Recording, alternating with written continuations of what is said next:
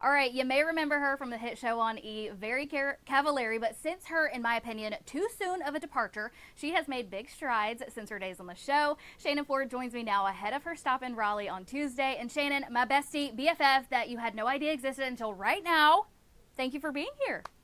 If I was watching North Carolina news stations, you would be my bestie too. I just know it. I feel it. Absolutely. And if you go back through our DMs, you haven't replied to any of them, but just know I've been talking to you, No. okay? Just know I've been talking to you and giving you tips, spelling advice, everything, okay? And that's what a bestie does.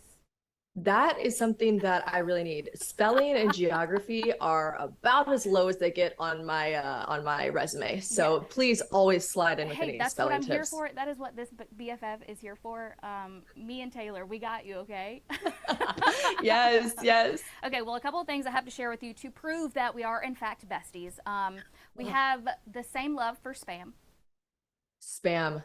Yes. I love it. James, my fiance, is disturbed at it. He's really disturbed at the concept. Everybody is, but I grew up on it. So He's it's, like, this is such American thing. I'm like, no, Americans are grossed out by it as well. yes. It's a thing. I, in fact, am grossed out by it, but it's delicious nonetheless. Okay. It is. Next on the list, chicken pot pie.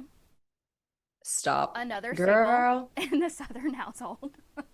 it's my death row meal. If I ever end up there, they will make me a homemade chicken pie before I go. Amen. They will. Have you had Cracker Barrels? Yes, of course. Who am I talking to? Of course. Who do I think I'm talking to? Okay, next on the list. You just said it in your story yesterday, which it brought back all of my memes.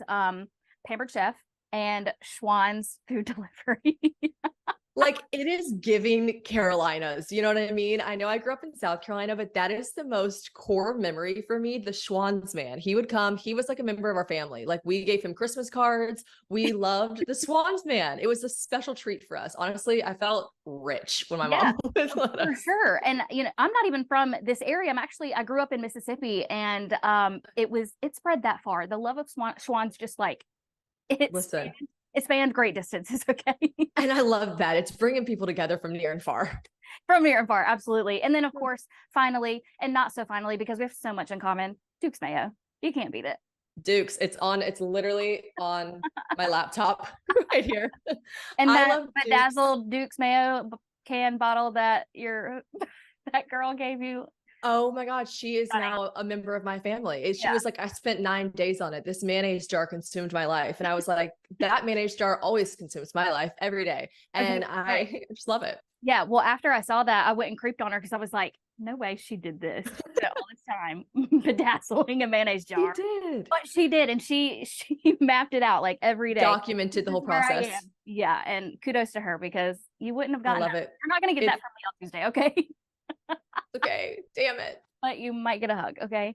I would love a big hug. Okay, so we've got to talk about your success since the show. It was amazing. I first of all loved Kristen on Laguna Beach and the hills and all of that. Yes. Who didn't? But when she got her own show, it was like, okay, wow, we're gonna really see how she's like settled down. She's in Tennessee. Never Right. expected her to go there. But then, it became not so much about Kristen and about all of y'all, which was incredible because we got to look inside your lives. You weren't the best social media girl, but I won. you admit that, and that's Yes. that's the first step. But you've been up to so much, and you've taken us through your life on Instagram and social media, through your podcast, and now you're getting to do these really cool shows in all these awesome cities, including right here in Raleigh, which is so exciting. I'm so excited. Me and my bestie are so excited. I wish she could come. She's in Alabama, but Oh, well, hey, I have a show in Alabama right after it. oh, wait, where? In Birmingham and in Huntsville. Let me know, girl. Okay, she's in Birmingham. Her baby's at UAB in the hospital, but yeah. Oh, I I'm sorry. know. So it's okay, but she is really big fan. I just texted her. I said, Shelby, I'm about to interview Shannon. What should we tell her? What should we tell her? Oh, I love that. I love anyone that's besties because it just reminds Yeah. me of me and my Yeah, but it bestie. just reminds me of you and Taylor. And anyway, so you have all this new stuff, this exciting stuff. You just got back from Italy and you found your wedding venue. I know everything about you, which is so weird, but I hope No, it's it's flattering. fantastic. I love it. Um, We can just skip right past it because I'm like, listen, exactly. let's All the talk. small talk, we don't need it. Right. But so this isn't such a one-sided friendship, that I know everything about you.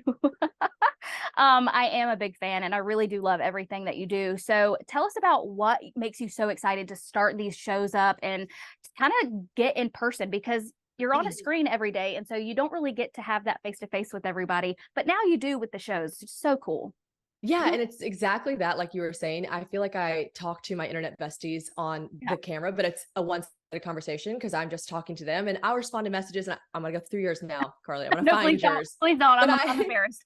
no, I love it, but I feel like that exactly what you said, and then to have this moment, this opportunity to meet these people in person and to hug them and to just really get to know them. I mean, my producer is like, "We don't know what to do with you because your meet and greets are supposed to last an hour, but they're an hour and a half, and it's no one's fault but mine," because I'm like, no, I just want to talk, talk, talk, talk, talk. And I don't know if it's because I'm Southern or if it's just in my blood, but I just love getting to make that face-to-face communication and connection with people. It's been really wonderful. And then to hear, like I always, you get the DMs back that are like, ha, ha, ha, ha, ha, or a crying, laughing face, but to fill a room with actual real life laughter just feels really, really special. And all I ever want to do is make people laugh and make people just have a good time. So knowing that me telling funny stories or funny confessions that they've submitted in the audience, and it evokes, like I said, just a room full of laughter. Like nothing has brought me more joy or peace. And I didn't know what was going to happen from these live shows. My agency reached out and asked if I wanted to do them. Podcast live shows are a really big thing right now. So I was like, okay, sure. I don't really know what I would talk about, but I guess. And so the ones I sat down and decided what I would do with it, Yeah. it's more than I could have ever expected and hoped for, because it's just far surpassed my dreams. It's just wonderful. So I love being able to do it. And I love that we sold out Raleigh and we're selling out all the other shows. It just feels really good. Yeah, it's so, so exciting. And seeing you and getting so much joy from your joy, I hope you know that you do emit such joy. And we love following along on your journeys because they're so chaotic, but also so full of joy and Truly. happiness. And it's Oh, so, thank you. yeah, it's so heartwarming.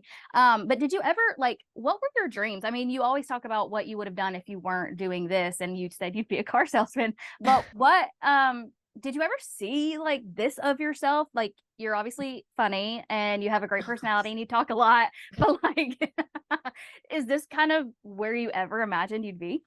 It's not, and I talked to my mom about it, like, recently, because we were talking about it. If you pulled up any Carly, listen, I'm a fan of you, because if you pulled up any single, like, what I wanna be when I grow up, it was always a news broadcaster. I always Oh, wanted yeah. to be on the news. I wanted to tell the news and do the news, and then, I actually majored in broadcasting in, college and political science as well, and I remember the broadcasting sign, I was like, "It's gonna be so glamorous and fun, and I'm gonna be on TV," and then you realize how hard your job is. I mean, it is so difficult, and there is the ladder system, and you don't surpass that ladder. There's no skipping rings, there's no anything. And Yeah. so I applaud you, because if you want to start out, then they're putting you in a teeny tiny small town somewhere, and you got to live there and be with the people and make this community feel. And now I'm just talking about you, but I really do. I could talk to you forever about your job. I think it's so cool, but that's kind of always what I said I wanted to do. And then fast forward to college, I was like, boy, this is a lot of work. I don't know about this.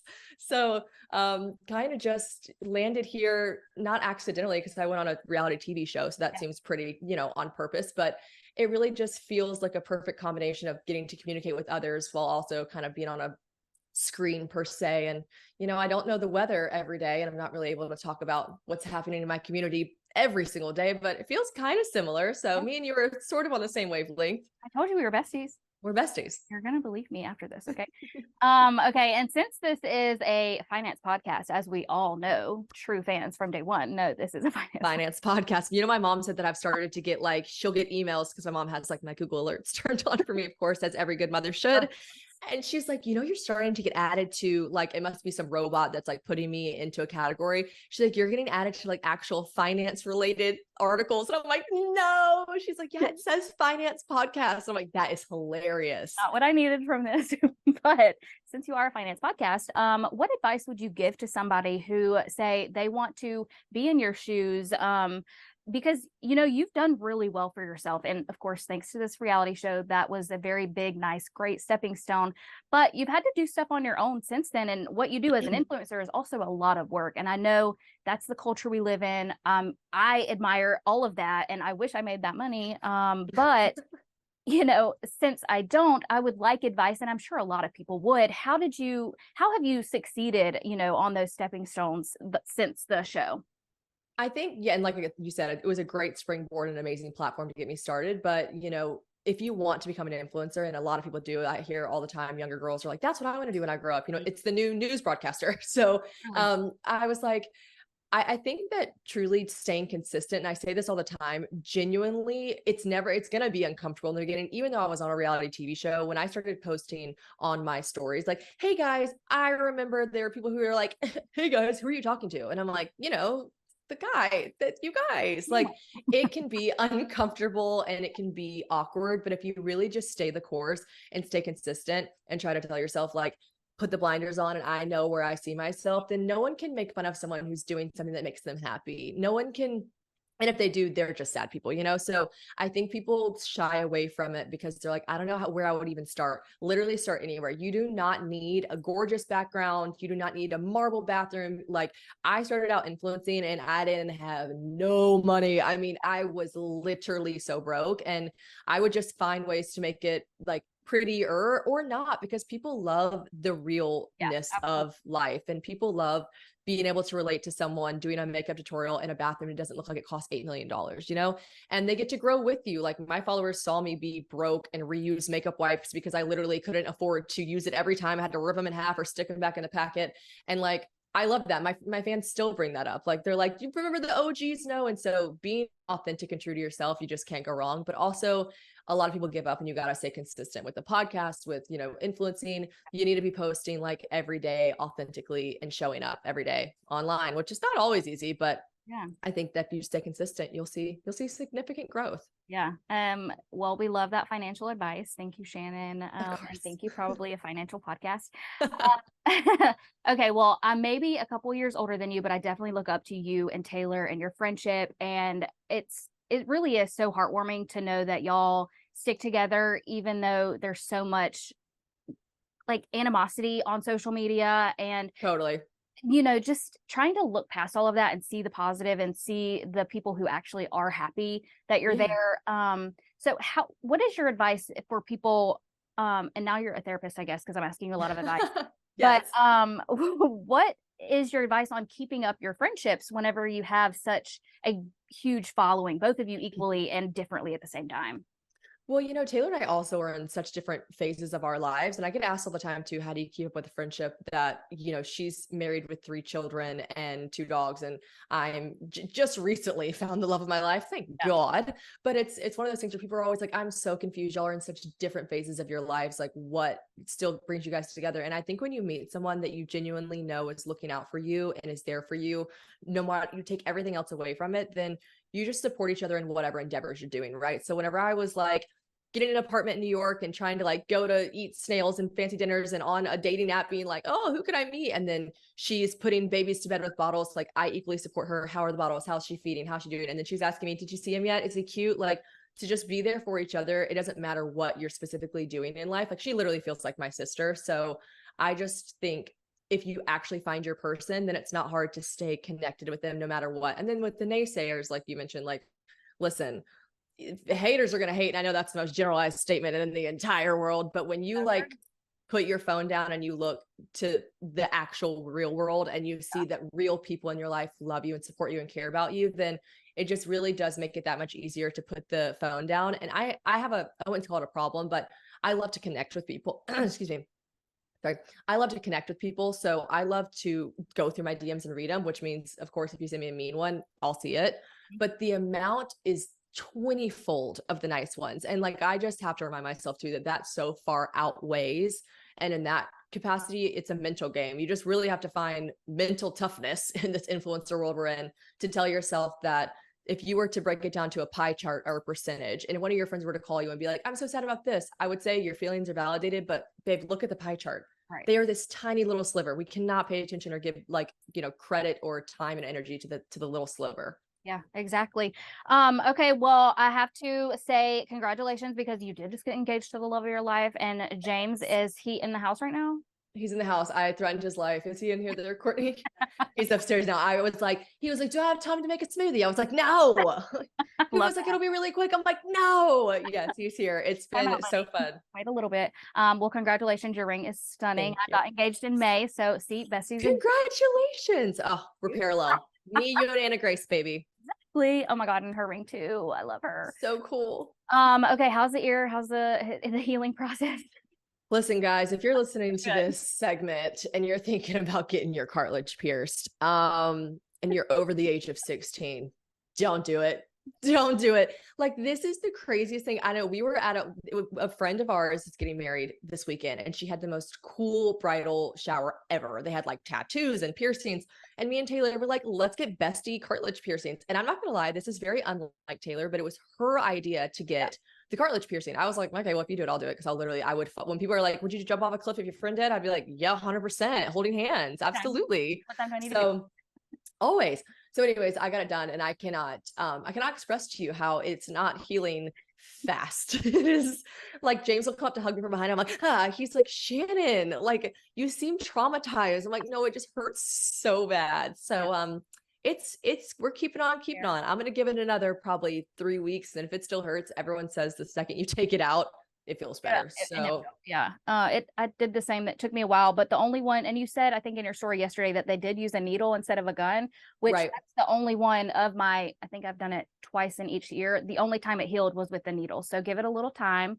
Okay, good to know. Good to know. It does hurt. It's not like that fat, it's Listen, not a heal. we probably aren't supposed to be putting holes in our bodies. Imagine that. So it's just our bodies being like, what you doing? What are you doing? Not nice of you. No. All right. Well, we have chit-chatted, I guess, long enough. I could talk to you forever. But your show is Tuesday in Raleigh, Good Nights Comedy Club. What are we looking forward to? What can we expect?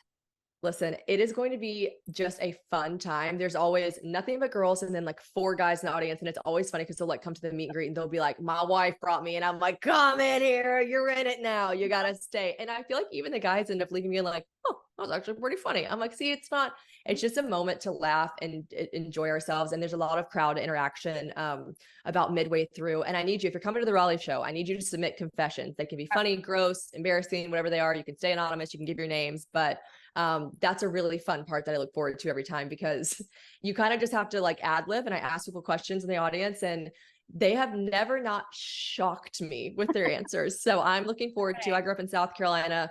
I know North Carolina has some wild ass girls as well. So I'm excited to ratchet. Yeah. I'm excited to see what they've got in store for me, but I'm just really pumped for the show and really excited that we sold it out. Perfect. Well, I'm excited to be there. Hopefully I get tickets. If anybody's listening out there. I think I know a girl. I can give you a couple. Thank you so much, Shannon. We so appreciate it. If you decide not to read our DMs that are one-sided, it's fine. Oh, I'm reading them, baby.